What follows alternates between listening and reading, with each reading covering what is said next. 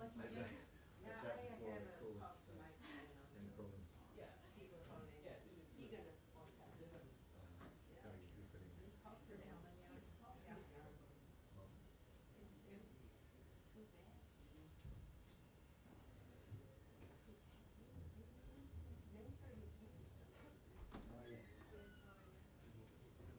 It's just me. Delayed. Nope. Okay, on time. I'm behind. Can be delayed.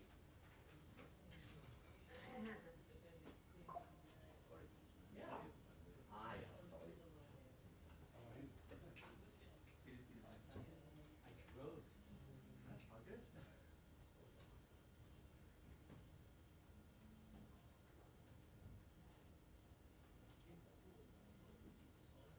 Hey.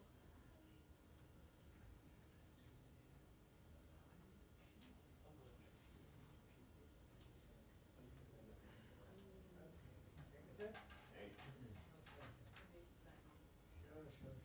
We are here. We said the State Department, right, post process. That is Chinese gross. State Department. Now,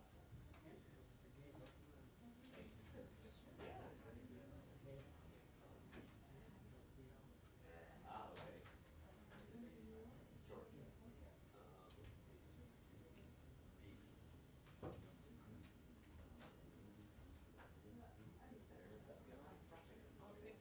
Sorry.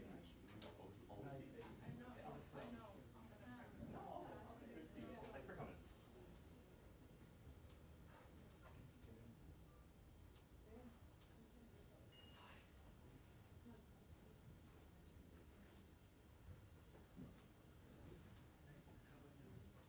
I'm so sorry. Did it give you 2 minutes? yeah, yes, they do. Right. I'm just starting to count. Hi, how are you? I'm Sally. You want to sign Nice to meet in? you.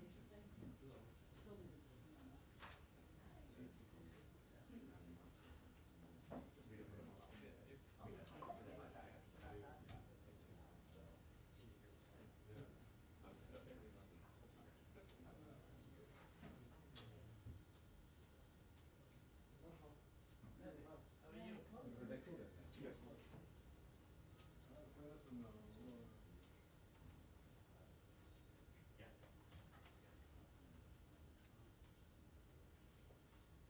No, I know. I don't control who they call on though.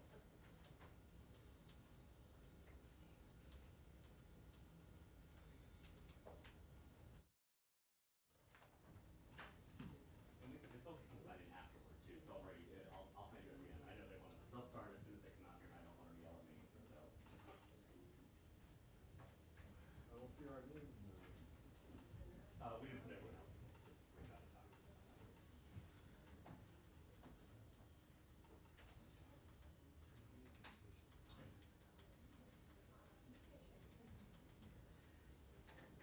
And how are you? Sorry, you didn't come in. Oh, great. Sorry. You have work to stay.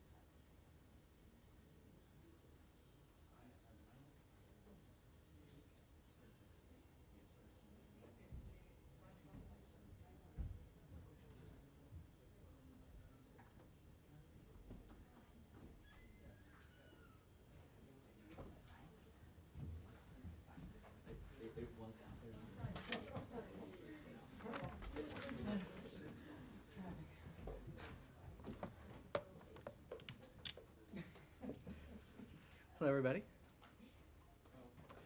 All right. To begin, a few comments at the top, and then I'll be happy to take some questions. So first, a statement from Special Envoy Steve Witkoff. Quote, "We have decided to bring our team home from Doha for consultations after the latest response from Hamas, which clearly shows a lack of desire to reach a ceasefire in Gaza. While the mediators have made a great effort, Hamas does not appear to be coordinated or acting in good faith. We will now consider alternative options to bring the hostages home and try to create a more stable environment for the people of Gaza. It is a shame that Hamas has acted in this selfish way. We are resolute in seeking an end to this conflict and a permanent peace in Gaza." This week, the United States is advancing a bold and proactive foreign policy that reflects our enduring commitment to peace and security and prosperity for the American people.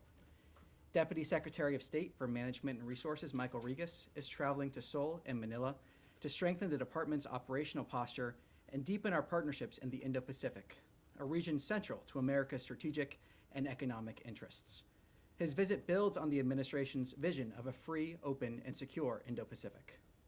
As the White House announced earlier this week, the United States is making significant progress on 3 major trade initiatives in the Indo-Pacific, reflecting our deep commitment to advancing economic prosperity and long-term security across the region. President Trump announced a landmark economic agreement with Japan, one of our closest allies and one of our most important trading partners. This historic deal underscores the enduring strength of the U.S.-Japan relationship and advances the mutual interests of both nations. The United States and Indonesia also reached a framework for negotiating an agreement on reciprocal trade.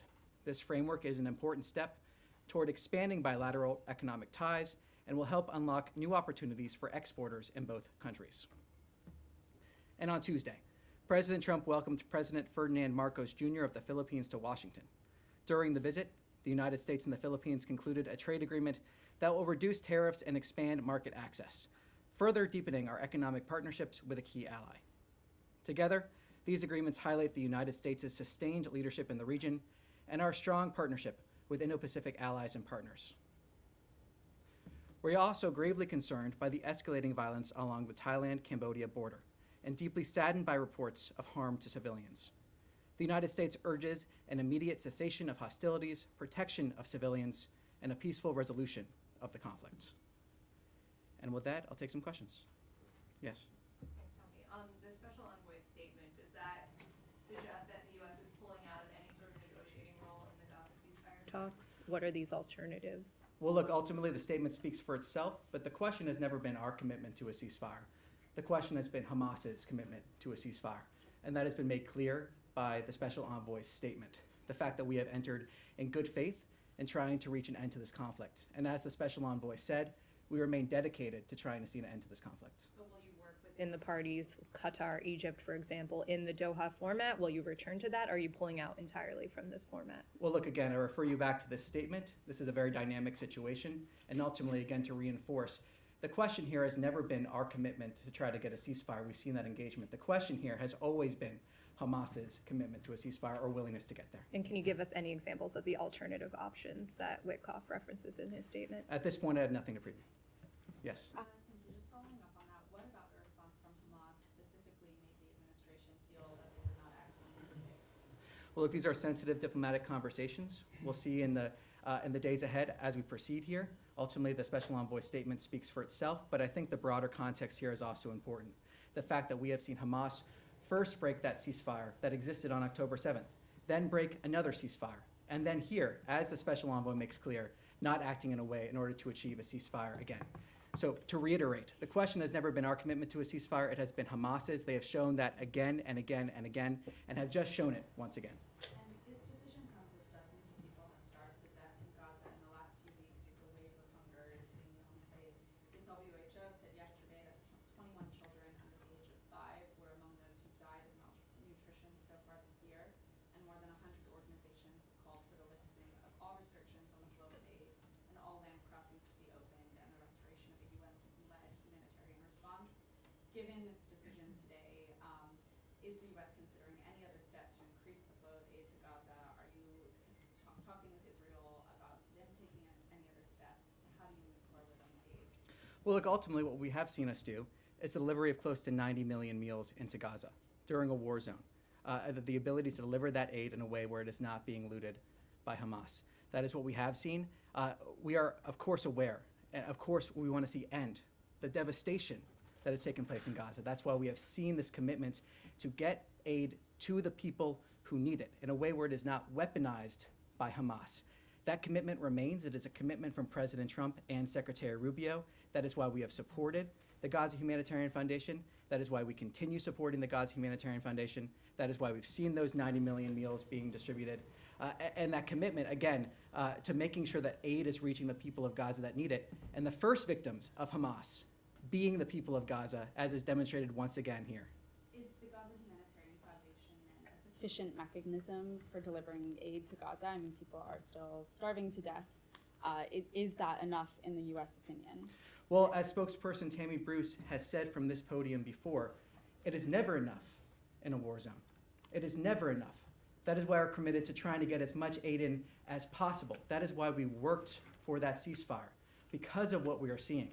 But aid needs to be delivered in a way where it is not being looted by Hamas.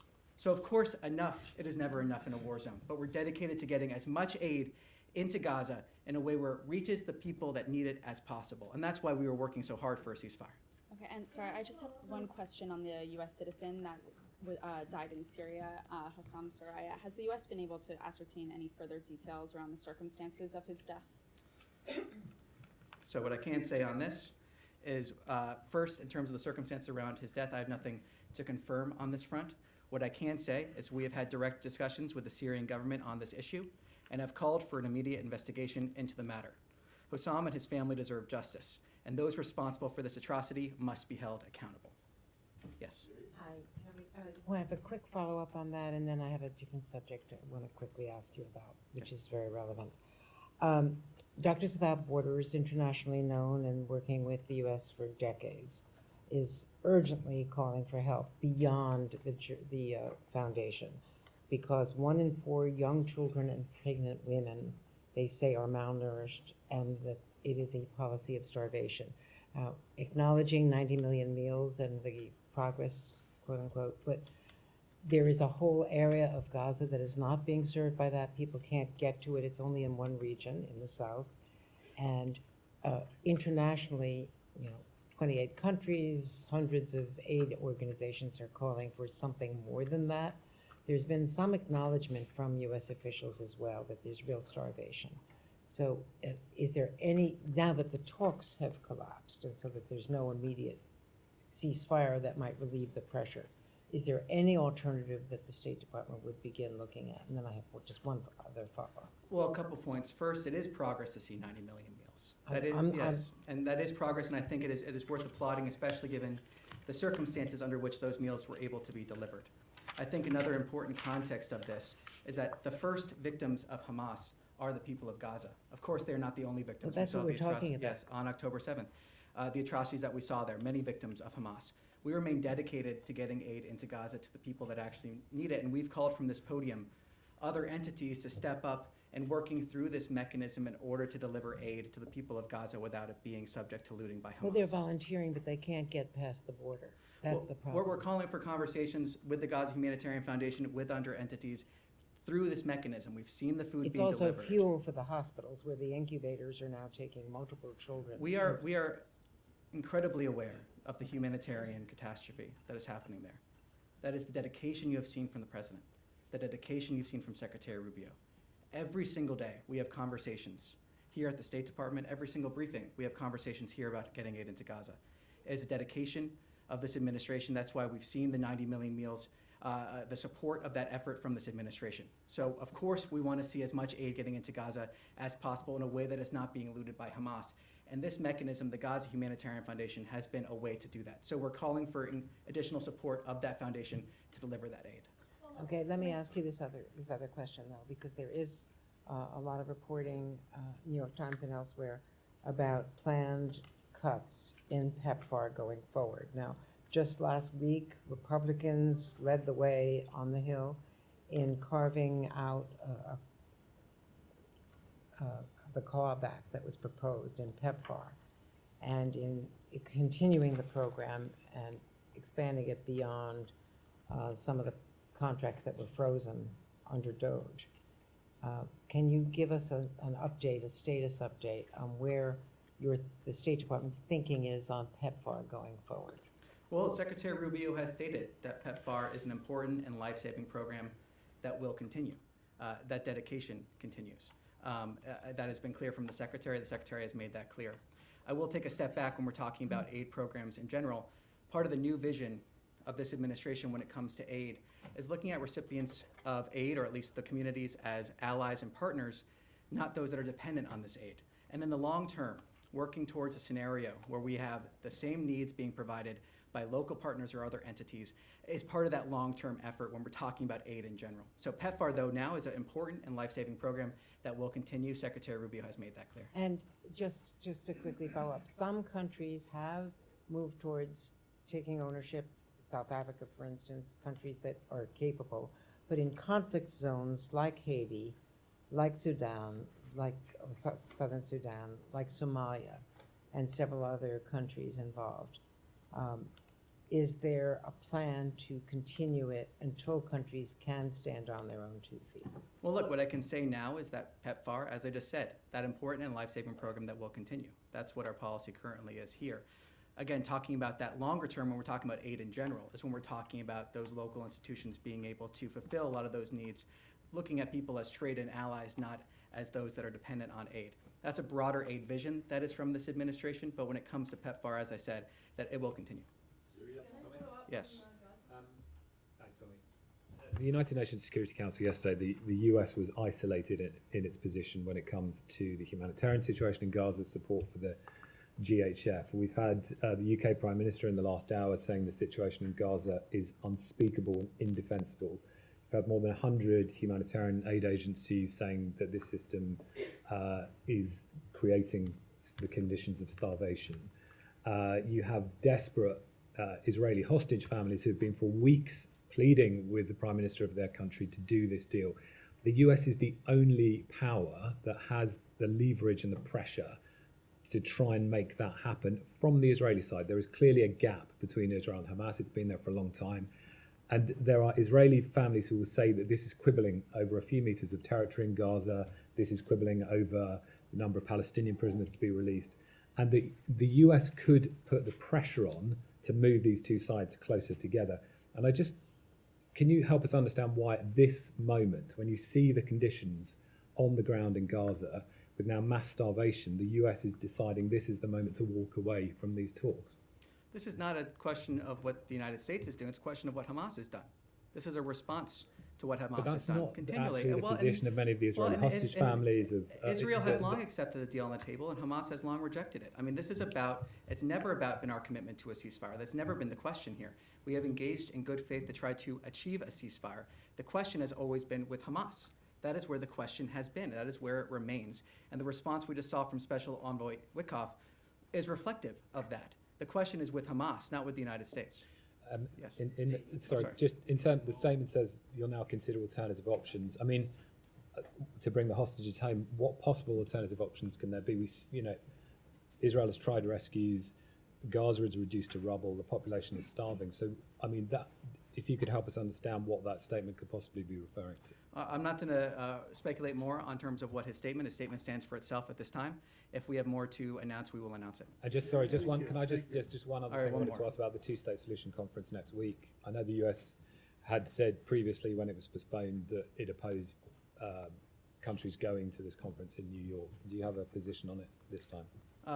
Nothing further beyond saying that we will not be in attendance of that conference. Yes.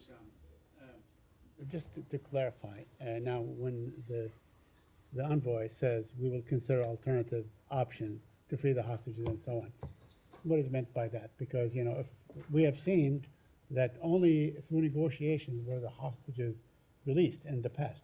So what other alternatives the U.S. could be thinking about? Well, I refer you to my previous response. I'm not going to expand upon what the special envoy has said. Okay, so one other thing, and you also say that Hamas has broken the ceasefire. It was, in fact, the Israeli Prime Minister who broke the ceasefire on the 18th of March, this past March and so on. Hamas had, or at least from what we hear, by the interlocutors and so on, that Hamas has been more than willing and submitted many concessions and so on. So what is required of Hamas so the ceasefire can take effect as far as the United States is concerned? Well, look, there has been conversations on this. I will not go into details of what those private diplomatic conversations have been, but what I can say is it is clear now from our perspective that Hamas does not appear to be coordinated nor acting in good faith. We have approached these conversations with good faith, as has been evident by our comments from this podium and other places, and it is clear now that Hamas has not been acting that way. And lastly, yes. just lastly, according to news reports and so on, the sticking point was actually the actual entry of aid to Gaza. They apparently did not agree on that. Is that really what broke finally, what forced the United States team to pull out, or because they want to maintain this GHF method of allowing aid into Gaza? Look, what I can say is what spokesperson Bruce spoke to just on Tuesday, that discussions of the humanitarian situation in Gaza were part of this, and our effort was to try to get those humanitarian corridors in there. That has been a clear effort by this administration, as spokesperson Bruce described. And again, to reiterate, we are seeing aid being delivered despite the actions of Hamas here, and those 90 million meals are to be applauded in terms of that effort. Of course, it will never be enough until we see an end to this conflict, but the entity that is standing in the way of ending this conflict is Hamas. They can release the hostages, lay down their arms, as we have said repeatedly. It is Hamas that is preventing an end to this conflict. Yes. Tommy, few Middle East questions for you. Number one, with the Special Envoy Witkoff's statement, said there's a lack of coordination. Hamas is not coordinated. Can you expand on that? Is it trouble reaching the appropriate leaders? Is it an unclear chain of command? I mean, where is the lack of coordination coming in? I'm not going to expand on his statement at this time. So, yes. Second question. Can you give us an update on Tom Barrack's dealings today, reportedly meeting with Syrian and Israeli officials? Any status update? I have nothing specific to preview for you, but what I can say is he has, of course, been in communication, as has the Secretary, with all sides for many days now, and those efforts continue. Last question for you. Hopefully I'll drag an answer out of you on this one. I asked in Tuesday's briefing about why Secretary Rubio is not pushing harder for the extradition of Ahmed al-Tamimi from Jordan. I was given a written answer by the State Department on that yesterday after you guys took it back. Basically said we continue to impress upon the government of Jordan to bring her to justice. President Trump said on day one, his executive order, American citizens come first in American foreign policy, American citizens. Secretary Rubio put out his 3 questions. Every dollar spent, every program has to answer in the affirmative one of 3 questions. Does it make America safer? Does it make America stronger? Does it make America more prosperous? I'm sure you have these memorized by heart. $1.5 billion of foreign aid to Jordan. How is it conceivable that Tamimi is still there and any of that falls under these dictates of what American foreign policy is supposed to be, with 3 dead Americans in Tamimi's hands? Well, on your first point, I mean, to reiterate what we provided to you, the United States has continually emphasized to the government of Georgia the importance of holding Ahmed al-Tamimi, the convicted terrorist released by Israel in a 2011 prisoner swap, accountable in a U.S. court for her admitted role in a 2001 bombing in Jerusalem that killed 15 people, including 3 Americans. The United States continues to impress upon the government of Jordan that Tamimi is a brutal murderer who should be brought to justice. It's not working. Well, and on the point in terms of our foreign policy, the President has made clear, the Secretary has made clear through their actions that America is coming first. We've seen that with the Americans that have been brought home. We see that with the pursuit of peace around the region. We see that with a policy that is about strengthening our industrial base and making sure that we are advancing those interests wherever possible. We are continually emphasizing to the government of Jordan the importance of this issue, though in terms of the 3 that you mentioned, safer, stronger, more prosperous, those are not slogans here. They are actions. Those are North Stars that we fulfill every single day to the best of our ability, making sure we're advancing the interests of the American people in absolutely every single way that we can. Yes. Hi, thank you. I just want to follow up on Gaza. Sorry, do you want to go? Would that be okay? Yeah, Thank sure. you so much. Yeah, Hi, sorry, I'm I Abigail. signaled she was next there, so I wanted to follow up, but I'll go after. Thank you so much. Abigail Houseland, Financial Times. So I know, to go back to Gaza, I know you all have said repeatedly that the situation and starvation that we're seeing is because Hamas is blocking progress, or you've said because the UN organizations aren't willing to work within the framework of GHF and then that Israel has set for aid distribution. We all acknowledge, obviously, that Israel controls Gaza's borders completely, and it is limiting food to the population because Hamas has not agreed to its terms. I know this question has been asked in many different ways. I'm going to try this way. To be clear, is the U.S. government okay with Israel allowing children and adult civilians to starve so long as Hamas and the UN refuse to play by Israel's rules for aid distribution? I reject the premise of that question in terms of how that was set up. This okay? humanitarian catastrophe lies at the feet of Hamas, who could end this conflict today by releasing the hostages and laying down their arms. Hamas. That suggests that short of Hamas Excuse doing me. that. These kids are dying, doctors don't have Medicine, they don't have fuel. This is something that we have dedicated, the president and the secretary have been dedicated to getting as much aid as we can into Gaza in a way where it is not being looted by Hamas. It is something that we... Short of a excuse change me, by if I'm Hamas, the going U.S. to answer government this question. will stand by. I'm going to answer this question. We have been dedicated to getting those 90 million meals into Gaza in a way where it has not been looted by Hamas. We have been dedicated to getting aid into Gaza. It is something that the Secretary and the President have talked about, worked for. These discussions of getting more aid into Gaza have been part of that ceasefire we are hoping for.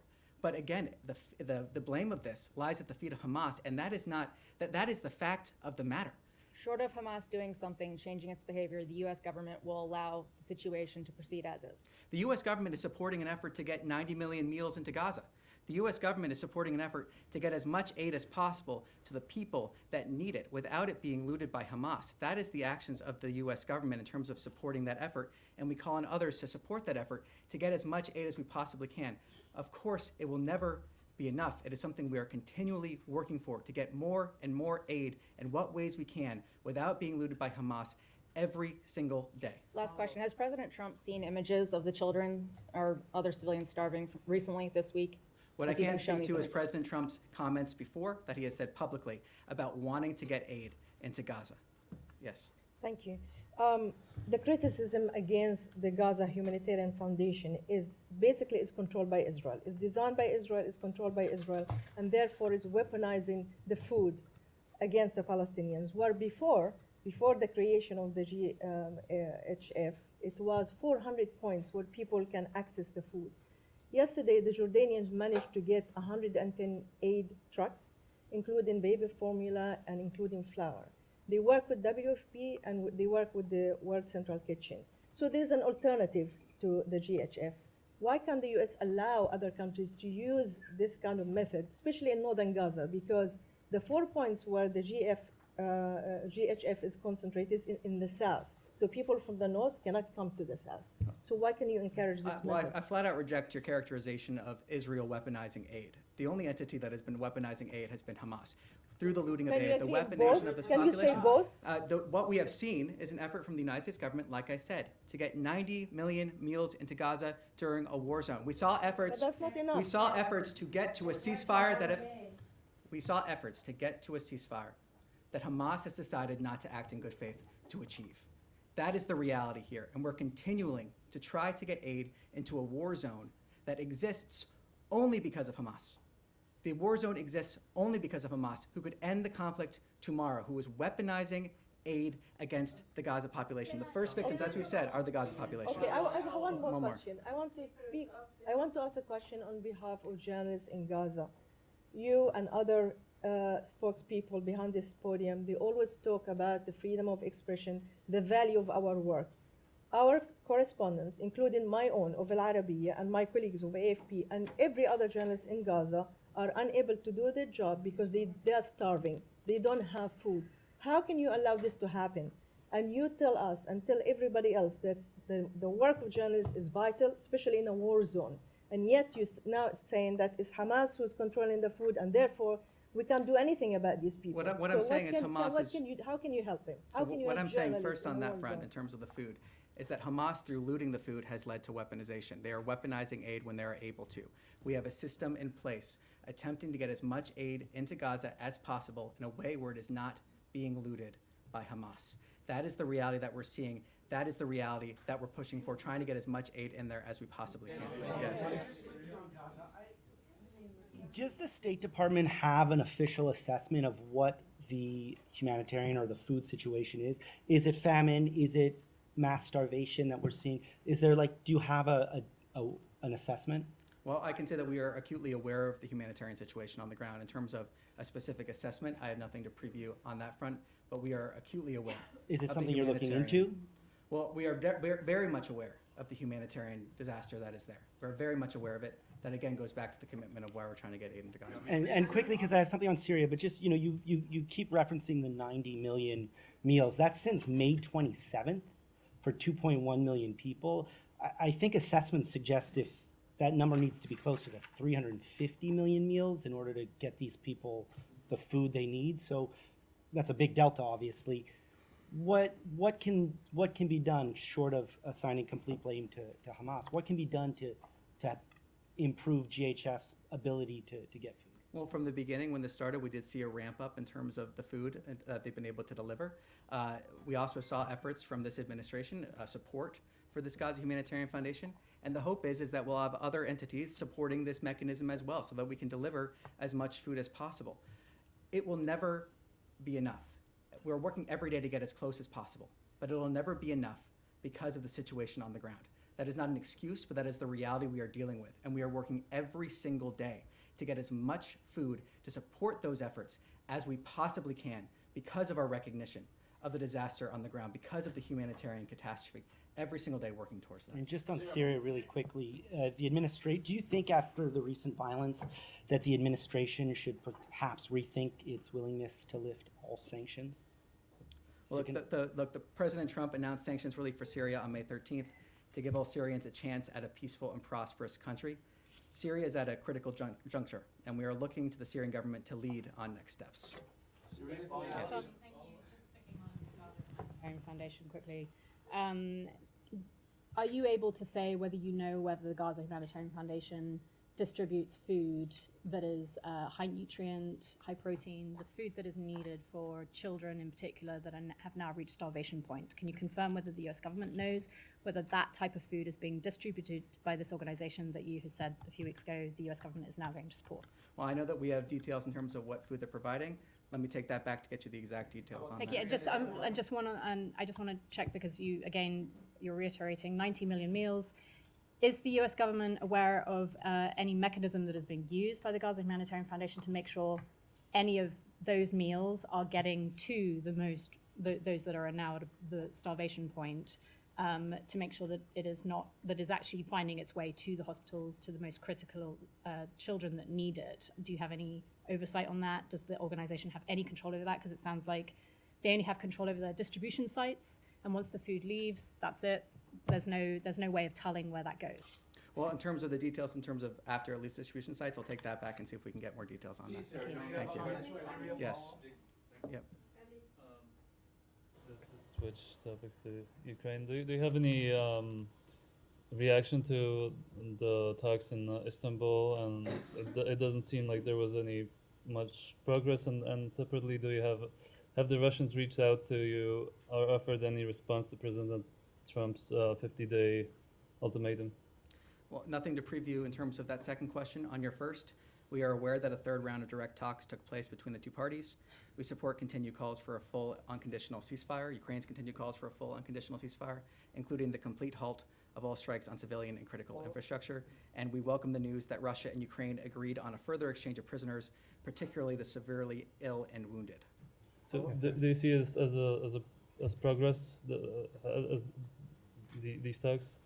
Well, what I can say is we continue to encourage direct talks between Russia and Ukraine in pursuit of a comprehensive ceasefire and eventually a negotiated peace settlement.